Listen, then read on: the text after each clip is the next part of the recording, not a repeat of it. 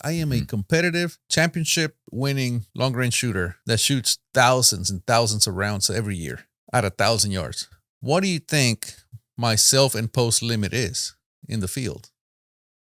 I don't know, Eric, but I bet you're going to be a lot less than 1,000 yards. It is. My self-imposed limit is...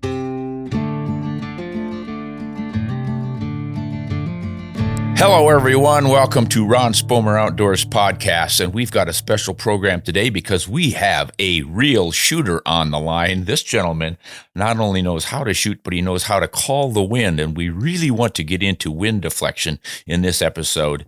And the man who's going to tell us all about it is a multiple competition winning shooter, F-class specifically, Erik Cortina. You may have seen his podcast channel or his YouTube channel. This man really knows how to shoot, and we are hoping to learn some excellent stuff from him. So, Erik, welcome aboard. Ron, thanks for having me. That was a great introduction. Better than I could have done. Thank you. Well, everything I have learned about your shooting career tells me that you are absolutely living up to the billing that I just gave you, and you're probably a lot more than that. Where are you from, Erik? The Texas area? Yes, sir. San Antonio, Texas. Okay. Now, I have heard that you've been a Texas long-range shooting champ. Is that in the F-class shooting? Yes, sir. I shoot F-class, which is, we shoot prone, 1,000 yards. And I've won the Texas State Championship 4 times. And wow. Recently won the Southwest Nationals last month. So far, so good. Okay. Well, you've obviously got a lot to teach us about shooting at 1,000 yards prone. So I think we're going to just jump right into it. Now, as you may know, my channel is mostly about hunting, shooting and hunting. So I'm more interested in reasonable hunting distances, maybe say to 500 yards. And beyond that is when we really start to be concerned about ballistic performance of our bullets in relation to both drop and deflection or drift. The wind deflection is the biggest challenge. And I understand that you are not only an expert in calling the wind, but you actually teach it for the USA shooting team. Does that sound right? Yes, sir. I am a wind coach for the United States rifle team. I am literally in charge of telling the shooters where to aim. Well, that's great. Yeah, that's what I want to pick your brain about, because that is my weakest point, is calling the wind. I've just never really worked at it and become proficient at it. So we're going to dive into that here in the show. But before we do, you've got to tell me a little bit about F-class shooting. I've got a rough idea. Do you use specialty rifles, or are these stock rifles that you can buy from any manufacturer? Exactly what are you looking for in an F-class rifle? And then after we discuss that, let's talk about the optics that are required. So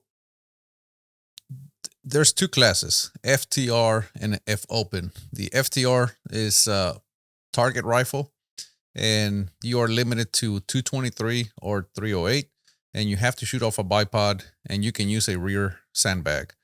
There's a weight limit of about 18.2 pounds. And that includes the bipod. So you don't have to have a specialized rifle. You can literally bring your grandpa's 308, shoot it off a bipod, and you can compete. There's no limitations as far as on the low end, right? Now, if you try to build a specialized rifle, that's kind of where the limitations come in. You cannot use a muzzle brake. Other than that, you can, and you have to single feed. You can't feed out of a magazine, but you can do that with just about any rifle.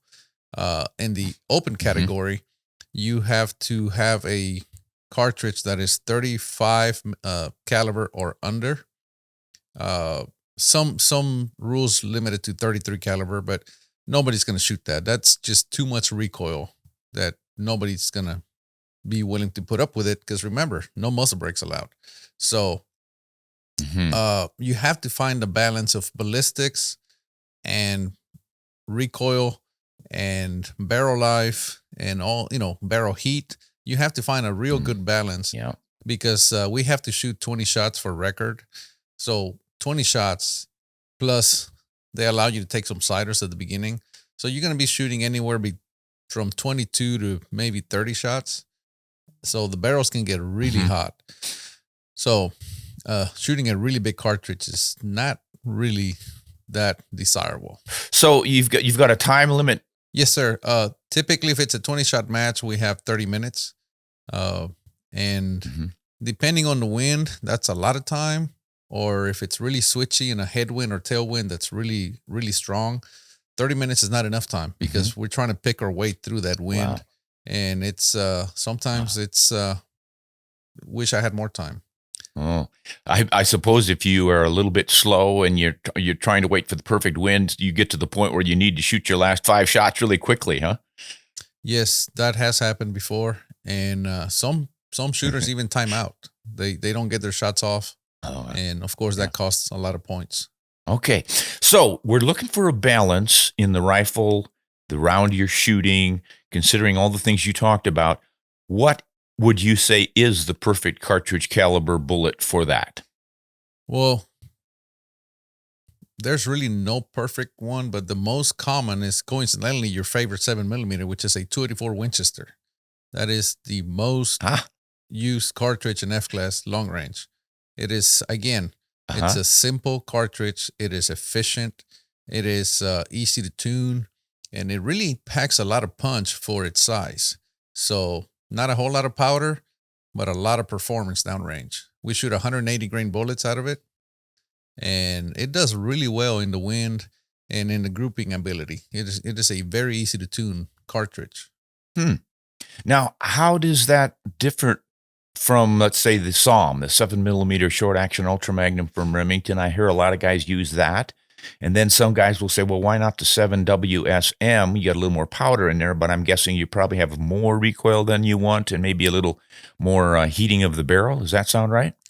Correct. Well, there's no such thing as a free lunch, as they say. And as you go up to the 7 SAUM, it is somewhat of a popular cartridge. However, there is nobody that makes really good brass for it. Keep in mind, we're trying to keep everything as consistent as possible. And Lapua is probably the most dominating brass manufacturer in competitive sports. So if Lapua doesn't make brass for it, or Lapua, which is the proper way to say it, if they don't make brass, we try, as competitive shooters, we try to not use it as much because we can use other brass, but it just takes a lot more work to get it to be consistent. The brass doesn't last as long, and it's just a lot more work. But the SAUM is very popular. The WSM, there's like 1 or 2 guys shooting that, but again, now you're into very diminishing returns because you get more horsepower, you get faster, but now you have more recoil. And the recoil doesn't really hurt us because we have a 22-pound limit on the rifles. But it's still, when you're trying to shoot fast, we discussed something you have to shoot fast. It's really hard to shoot a really, like a WSM. It's hard to shoot them fast because they kick hard and they move the sandbag, and it's just harder for follow-up shots. It's harder to do. So also the barrel life. A 284 Winchester, we can get about 2,000 rounds out of it, which is a lot for a competitive round. The SAUMs and the WSM, you're looking at about 700 rounds.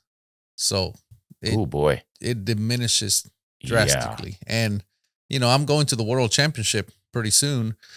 We need to take 700 rounds to shoot the World Championship. Well, if you have a WSM, you can't really shoot that there because, that's an entire barrel's life worth. Yeah, so you would have to take multiple barrels. So you can see how it starts to become a problem. The ballistic advantage is not worth the headaches of having to deal with the WSM.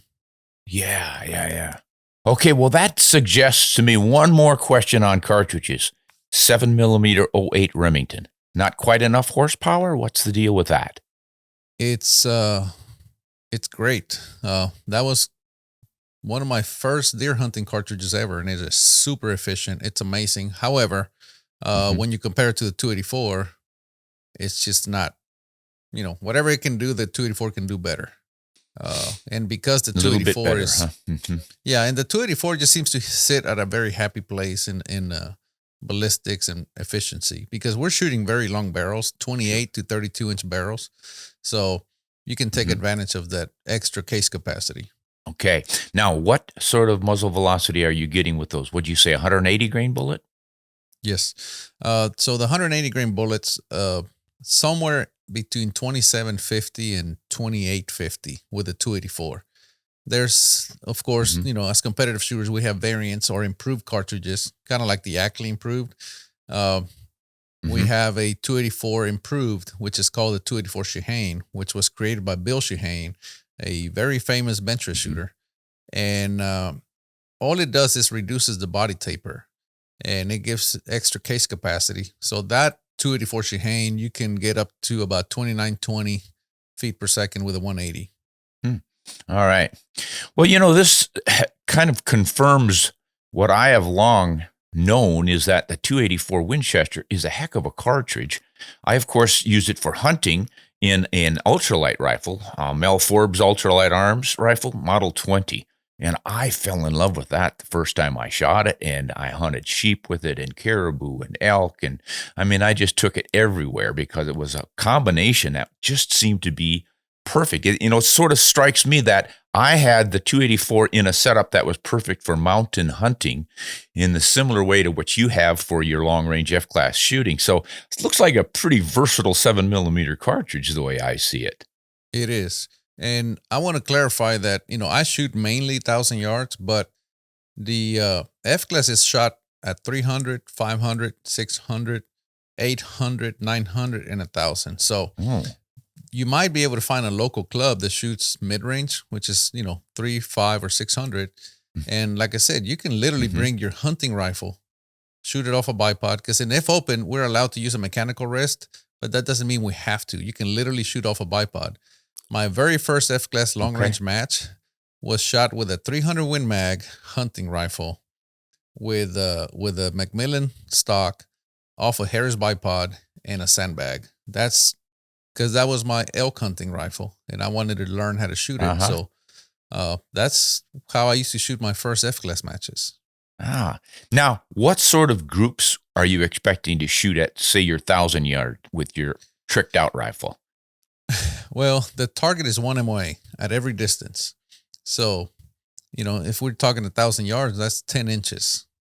You're trying to keep all 20 shots inside of 10 inches at 1,000 yards. And again, it's the same at every distance. So even if you attend a 300 or 500 yard match, it's going to be 1 MOA. So at 500, it's 5 inches, 600 is 6 inches, and so on and so forth. Now, do you actually measure group size, or you just have to hit the target? We shoot for score, which is just as long as you put them in the middle, it doesn't matter. It doesn't matter if you catch the 10 barely. It's a 10. So we don't measure group size. However, in testing or when we're tuning the rifles, my goal is to have a rifle that shoots 3 inches or less at 1,000 yards for 5 shots.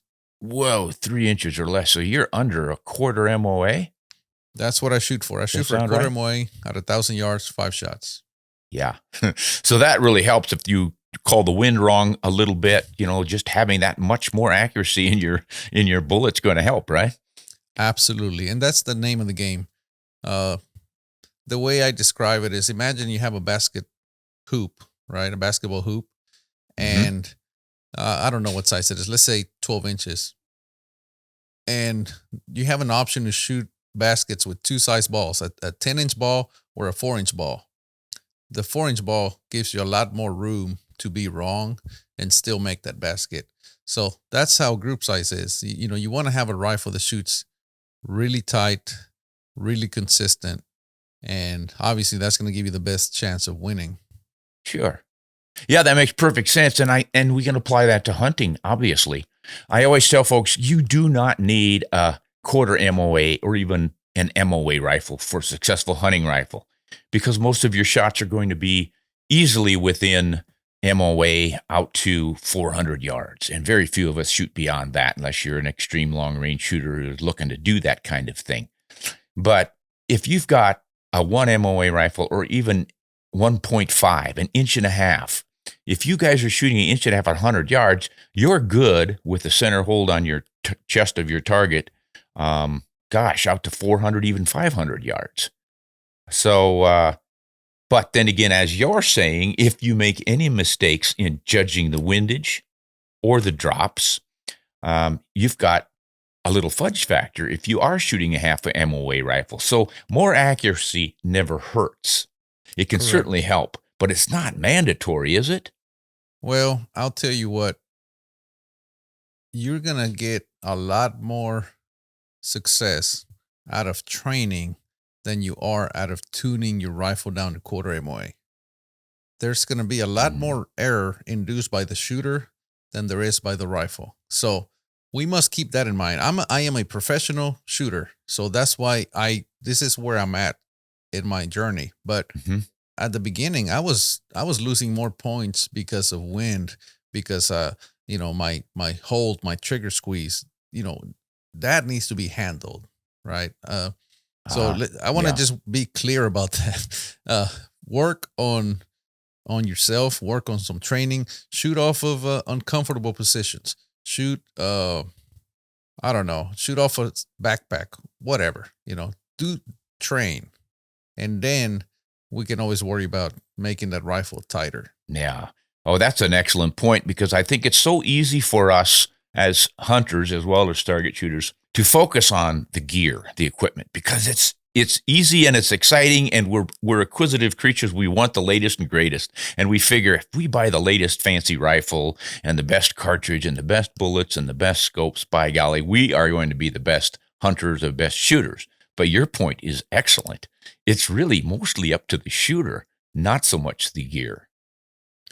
Well, the way I say it is you have hardware, which is amazing. We love buying hardware. I mean, who doesn't, right? After all, the perfect amount of hunting rifles to own is N+1, where N is the number that you currently have. That's the formula.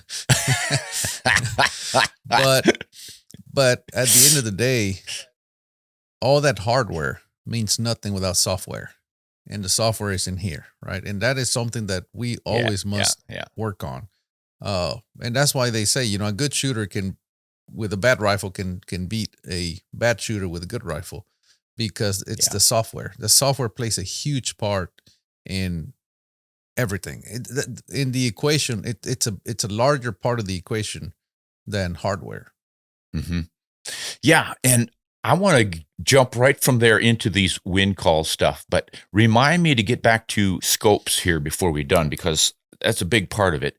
But this is a good segue into the calling the wind and using your smarts. And that's for me the hardest, because I have not worked at it. I just don't train that much with windage. What are some simple solutions that a hunter can use to understand his rifle, his bullet, and what he can expect on the wind? How do you judge these wind calls? I know you can look at your basic numbers on your trajectory chart. 10 mile an hour right angle wind, it's easy. You get your numbers. It's 6 inches of deflection or 12, or you can run it in MOA if you want, and all the rest of it. But it becomes confusing when your wind suddenly is 15 miles an hour or 5 miles an hour, or it's not a right angle. It's coming in at a 30-degree angle or something. What's a simple way to get all of that stuff figured out so that your software can function quickly under the stress of seeing that big racked elk or mule deer out there at 400 yards? Well, there is no easy way. That's the problem. Oh, boy. So the simplest thing is, so this is how I rate wind reading. The best indicator of what the wind is doing is my previous shot. Mm-hmm. That's how I do it in competition. However, as a hunter, you don't have a previous shot, right? So that we have to eliminate. Obviously, if you have to take a follow-up shot, and that's where being a good shooter comes in. You shoot, you follow through, you see your impact, and then you compensate in case you have to take a follow-up shot. So, number one, the best indicator of what the wind is doing is your previous shot. Number two, for me, it's mirage. Mirage is gonna be more sensitive to the wind. It's gonna be more true. Mm-hmm. And the third is gonna be wind flags, or in the field you don't have wind flags, so you're gonna have trees, leaves, all of the above, right? So you have to be a very observant hunter. on my podcast, I was doing a podcast with, I forget who, but they asked me, they said, well, what about a hunter that only has a minute to make a wind call versus like a competitive shooter that we have, 30 minutes or an hour. And I said, there is no such thing as a hunter that only has 1 minute. The hunter that only has 1 minute to make a wind call is a hunter that is not aware of the wind. When you're out there, you should always be thinking about the wind. As you're hiking, you need to be looking around. What's the wind doing? Right. And that is that's one of those things that as hunters, we think about the wind, but only in a sense of you don't want the animal to smell you. Right. So you're like, I need to be downwind. I need to be downwind. Right. Well, you got to think about that. But at the same time is how much wind is there? Which way is the wind coming from? Right.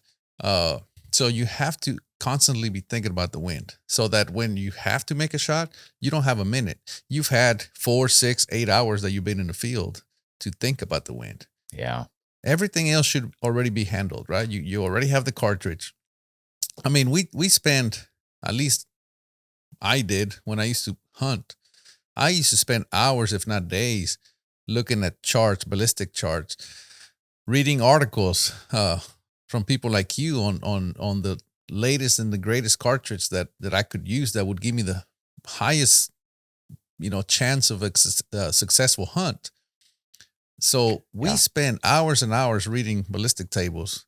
You should do the same, if not more, actually watching the wind, watching what the trees are doing, leaves, whatever it is that you can do. But see, the beauty about everything else, it's done ahead of time. When you show up in the field, all that should be handled, right? The cartridge, the bullet, the imposed limit. This is a big one. You need to have an imposed limit on yourself as to the range. If you had to guess, I am a competitive, championship winning long range shooter that shoots thousands and thousands of rounds every year at 1,000 yards. What do you think my self-imposed limit is in the field? I don't know, Eric, but I bet you're going to be a lot less than 1,000 yards. It is. My self-imposed limit is 600 yards. Yeah. Why? Because I've seen so much in competition where I go, I know exactly what's going on. I'm going to hit it dead center. And I'm off about this far, about 18 inches or so. And the reason is sometimes there's stuff out there that you just can't see. Now, add that, the fact that the animal, it's literally a moving target, even when it's standing still. It can move at any time. And that just adds so many layers to the point that my self-imposed limit is 600 yards. No more. If it's more than 600, I'm going to find a way to get closer, or I'm just not taking that shot. Yeah. No, I appreciate that. And I'm glad you said it, Eric, because I think it's just so easy for, especially, I want to say younger hunters, but it might be an older hunter who's just not hunted that much, but someone who's relatively new to the game. We, as we mentioned earlier, we get all excited about gear, but comes down to that software and understanding one's capabilities. I don't think we can preach that too often. You really need to understand not only what your rifle and your bullet can do, but what you can do. And then, as you say, have those limitations. And if a successful state champion, what, you were like third in the world a couple of years ago or something? Fifth at the World Championship. And I just won a national championship. So I can shoot. And I'm saying that just as emphasis that there's no question that I can shoot. However, I still have the self-imposed limit, and not because I don't believe my abilities. It is because of what I have seen in competition, where every now and then there's a shot that just goes out there and you go, where did that come from? And how I said the best feedback of what the wind is doing is my previous shot. Sometimes you don't know what the wind is doing. We think we know. We're 100% sure. Yeah. Until we take that shot. And then it's not where it's supposed to go. You just never know. You've seen it enough times that you just never know exactly when the wind might switch on you or something screws it up and you don't want to risk that shot beyond 600 yards. Yeah.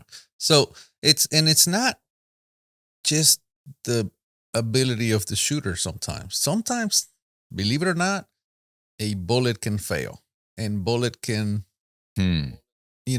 just have a small imperfection. 600 yards is a very long shot. Yeah, it And is. What's your sometimes flight time? for 1,000 yards, it's like 1.2 seconds. So Yeah. 600, it's going to be maybe half a second or so. But still, there's a lot that can happen in half a second. Especially, again, the animal Yeah. can move. You Mhm. could have a slight imperfection in a bullet. I mean, we single feed everything for competition. We literally treat the ammo like eggs because they're so fragile.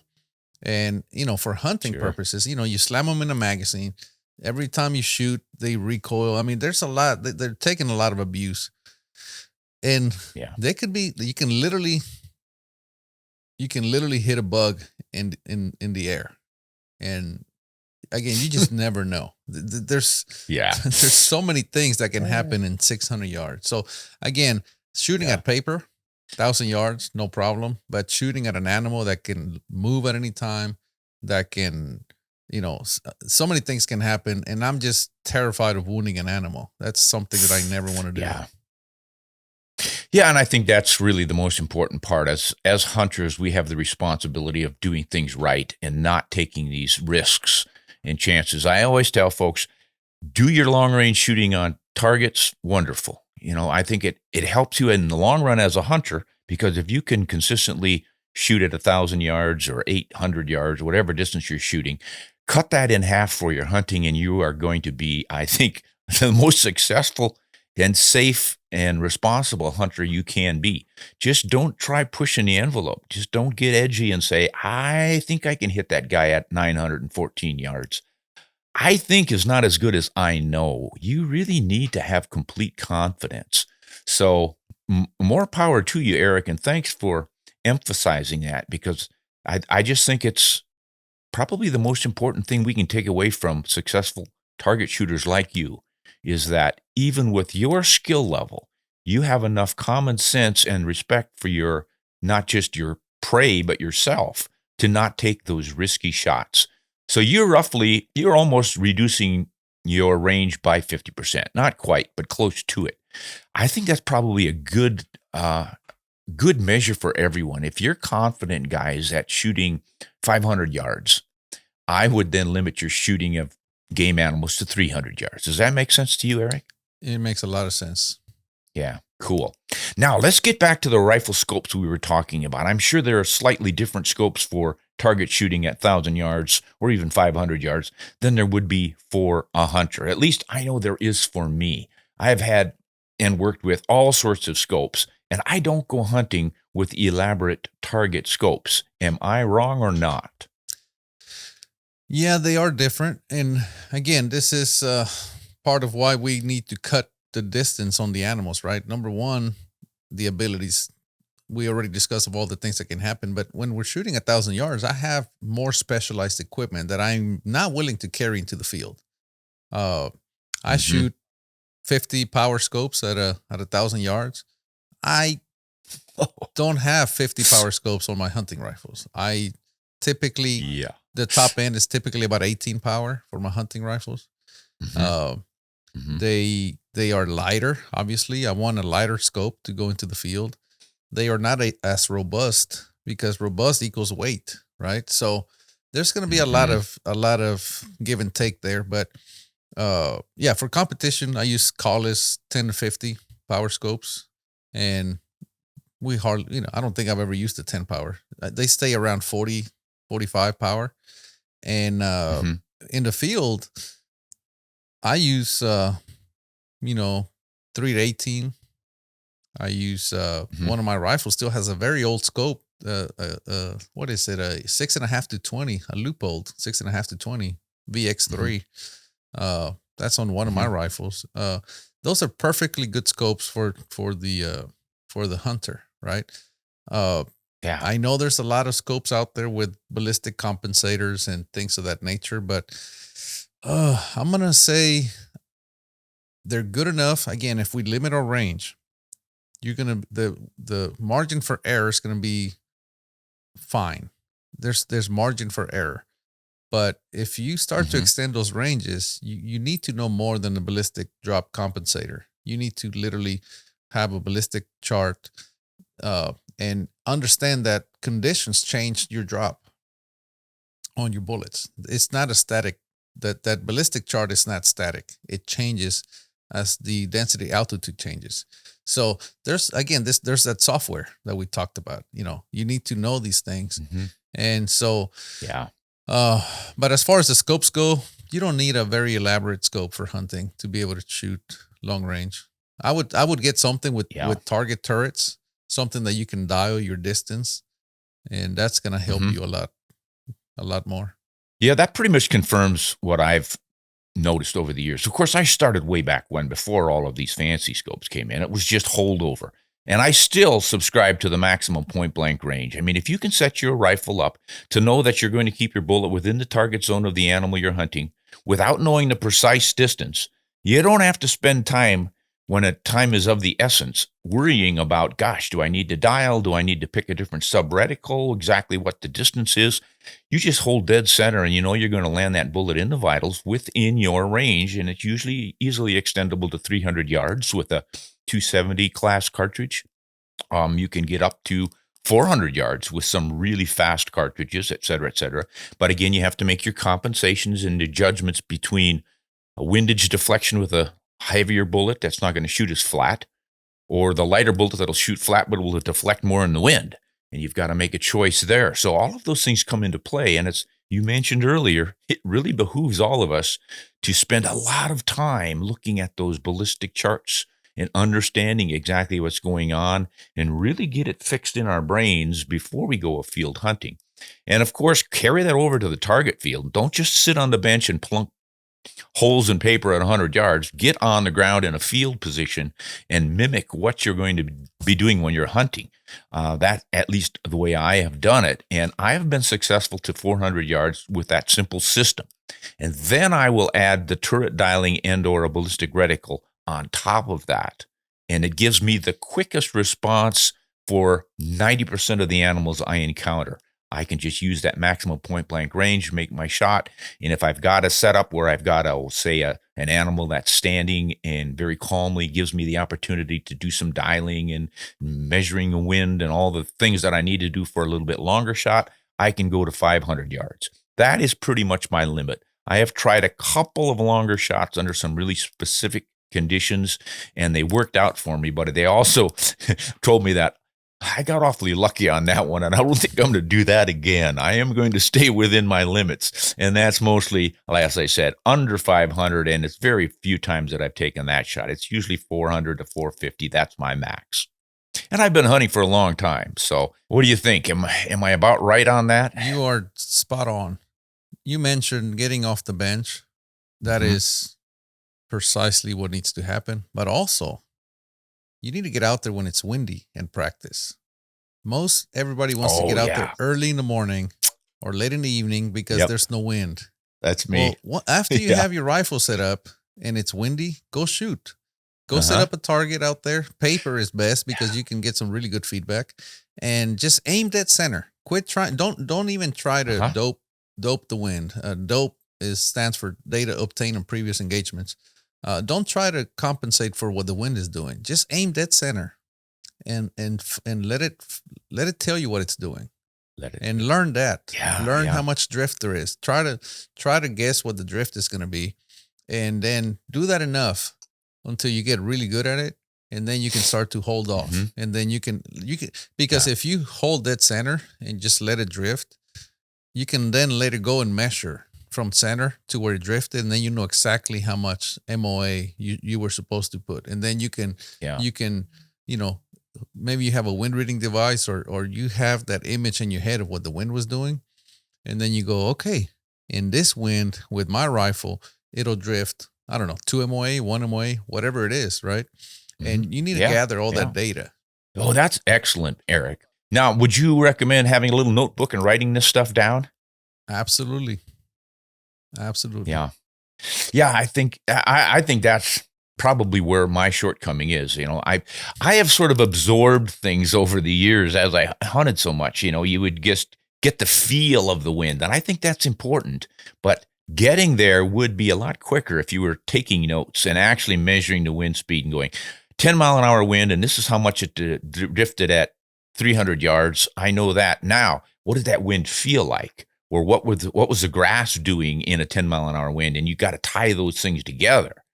And as you said, you've got to get out there under those windy conditions to do it. But that is excellent advice, because of all of the screw ups that I've had over the years in shooting game at distance, it's the wind that gives me the most fits. So I think you're spot on in recommending that we really work on that. So this is the, it's common sense really, but I can pretty much ask probably all your viewers and ask them who wants to be an expert at reading the wind. And I'm willing to say 100% of them are going to raise their hand. But I guarantee you less than 10% of them like shooting in the wind. You have to. You don't have to like it. You just have to do it. And you're going to get good at it. Yeah. And the other thing that I would recommend, you don't have to go to the range all the time. Get you a wind reading device. You can find them fairly cheap online. And when you're at the supermarket, you're in the parking lot, they usually have flags everywhere. Look at the flag, look at the trees, look at what they're doing, and try to guess what it's doing. Say, man, that's a 6 mile an hour wind. Pull out your deal and read the wind and see what it is. And then you're going to calibrate. At some point, you're going to calibrate your mind to what it's actually doing. And just keep it with you at all times. Good point. And, you go to the beach, look at what it's doing. Look at what you think it's doing. Pull out your meter and measure it. And you have to actively keep thinking about the wind. The wind is one of those things that it'll make or break the best shooters in the world. Wow. Excellent advice, Erik. And I would apply that same thing to judging distance. With laser rangefinders now, most of us don't bother. It's just like hit the button and you'll know the range. But what happens when you forget it or your battery goes dead? It's really important to be able to guesstimate range the way we used to do before we had the laser rangefinders. But the nice thing now is you can do the similar thing. Instead of your wind meter, you've got your rangefinder, and you're walking, you're hiking, you're walking your dog, whatever, and you say, wonder how far it is to that tree or that rock. I guess it's about, and then hit it with your rangefinder to see how close you come. That kind of training, both with that and your wind meter, you're developing all of your skills as a shooter without actually having to spend ammunition and time shooting. Then when you get back out to practice, you apply what you've learned, and you're just that much farther ahead. Absolutely. Range estimation and wind reading is, if you imagine that, right? If you were an expert at that, you could shoot with you don't need a big cartridge, right? I feel like a big cartridge is typically used to compensate for the shortcomings of the shooter in wind reading ability or range estimation, right? And that's perfectly okay. However, I learned that as I got better as a shooter and at wind reading, I actually started using smaller cartridges. So I used to use a 264 Win Mag, 300 Win Mag, 7 Remington Magnum. And as I started learning, then I started moving into a 708. That was my favorite 708. I had a 223. It just, because I was getting better at it, that I could, 708, it was perfectly adequate. If you look at the energy levels that it carries, it's an excellent cartridge. I would shoot hogs out to 400 yards with that thing, no problems, because of my knowledge. Before, I needed that big gun to kind of, do some of the heavy lifting for me, not being able to read the wind and not being able to estimate the range properly. Yeah. That is some excellent advice. I am really glad we had this chance to visit with you, Erik. What's up next for you? You've got some international competitions coming up or what? Yep. World Championship in South Africa. So, wow. Try to go When's get that some going gold to come medals. down? Yeah. I've been invited by many people to go hunting while I'm there, but I'm gonna be shooting at paper for about 3 weeks, and I'm not so sure I'm gonna have any. My trigger finger's probably gonna be pretty tired. Yeah, So yeah. I wish. Well, maybe you and I can get together and plan an African hunt sometime, and you can show me how to read the wind. Well, we're gonna have to hit the range first, Ron. You're going to make me work for it, aren't you? There's no shortcut. There's absolutely Yeah, no way to all right. shortcut the system. Well, you heard it, folks, from an expert. This man knows what he's talking about, and I think it would do us all good to listen to what he recommends. Get out there and learn your wind calls, your drops, your gun, your bullet yourself, and apply it all and practice. And I think you're going to be not just a better long-range shooter and target shooter, but as Erik has said, you're going to become a much better hunter. Erik, I want to thank you for dropping in and helping us out here on the podcast. I think every one of us listening has learned a lot of important things. Now we're going to try to apply those lessons and become better shooters and hunters. And then we'll just see how we do after about 6 months of practice. Maybe we can get back together and let you know. And then you can let us know how you did on those world competitions. Sound good? Thanks, sir. Now, you have got a podcast of your own Yes, and sir. a YouTube channel. Is that right? Correct. What is that? Well, the podcast is called Believe the Target because just like we discussed, Believe that. that's the ultimate judge of your abilities. We can sit here and discuss tactics, ballistic tables all day long, but until you shoot at that target, you really don't know if you're right. Mm-hmm. So, Believe the Target is my podcast, and my YouTube channel is Erik Cortina, Erik with a K. It's out there. Erik with a K. Okay, all right. And I recommend folks check it out because every time I've looked at one of your YouTube videos, I have learned something. All right, folks, that is it for this episode of Ron Spomer Outdoors Podcast. We want to thank Erik Cortina for joining us. This man has wonderful information, and he was willing to share it with us, and we all benefited from it. Thank you, Erik. Until next time, this is Ron Spomer on Honest and Shoot Straight.